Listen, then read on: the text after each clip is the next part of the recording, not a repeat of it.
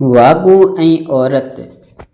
सही ॻाल्हि था कनि त पुराणे ज़माने में दरिया तोड़े समुंड जा वागू इंसान ज़ात सां तमामु सुठो हलंदा हुआ।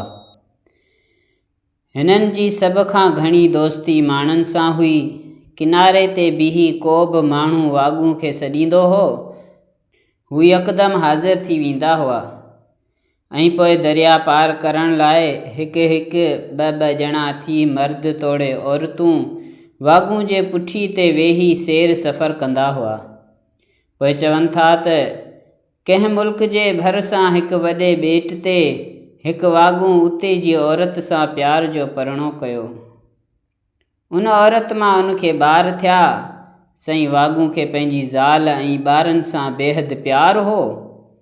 हिकु ॾींहुं छा थियो जो वागू पंहिंजी ज़ाल ऐं ॿारनि खे पंहिंजी पुठी ते विहारे दरिया जे ॿिए पार ॾे वेंदे ज़ाल खे चयो, तूं भली पंहिंजे माइटनि सां मिली अचु, ॿारनि खे बि भली नानाणनि सां मिलाए अचु, पर इहो ज़रूरु यादि कजांइ त 2 ॾींहंनि खां पोइ मोटी अचिजांइ ऐं किनारे ते बीही मूंखे सॾु कजांइ त तोखे वापसि वठी हलंदसि, पर 2 ॾींहंनि खां वधीक हरगिज़ न टिकजांइ। सईं ज़ाल सामान जी हड़ ऐं ॿार खणी पंहिंजे माउ पीउ जे घर रवानी थी। उते पंहिंजी माउ पीउ, भेनरनि भाइरनि ऐं ॿियनि माइटनि सां मिलण ऐं दावत खाइण में एतिरो त मशगूल थी वई जो 2 ॾींहं ख्वाब वांगुरु झटि गुज़री विया। पर 3 ॾींहुं बि अची ख़तमु थियो। होॾां वागू पंहिंजी ज़ाल ऐं ॿारनि लाइ परेशान थींदो रहियो।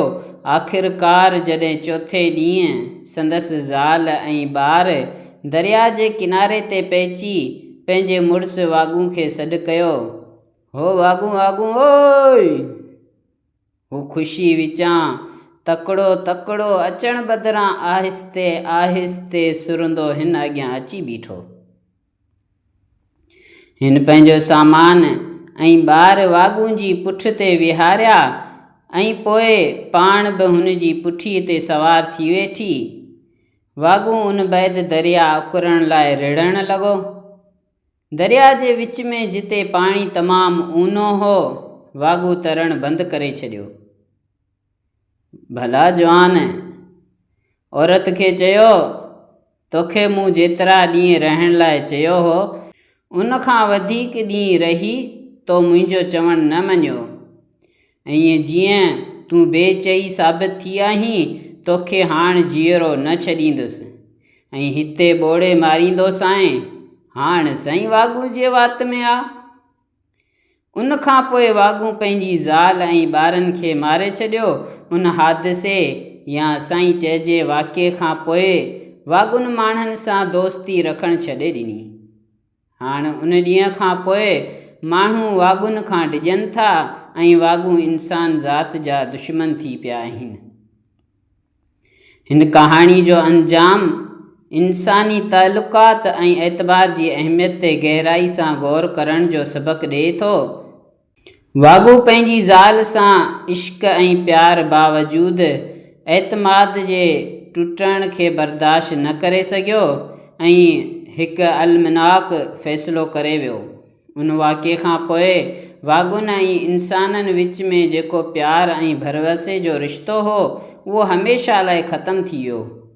कहाणी ॿुधाए थी त वादा ऐं ज़िम्मेवारियूं ज़िंदगी में केतिरी अहमियत रखनि थियूं ऐं उन्हनि जी भञकड़ी न सिर्फ़ु ज़ाती रिश्तनि खे पर समाजी रिश्तनि खे बि हमेशह लाइ मुतासिर करे सघे थी। दोस्तो, ही वीडियो तव्हांखे ज़रूरु पसंदि आई हूंदी। दोस्तनि खे अर्ज़ु आहे त पंहिंजी राय जो इज़हार कयो ऐं चैनल खे सब्सक्राइब कयो, वीडियो खे लाइक कयो ऐं बेल आइकन खे प्रेस कयो त जीअं असांजी हर नई वीडियो तव्हां ताईं पहुची सघे। वस्सलाम।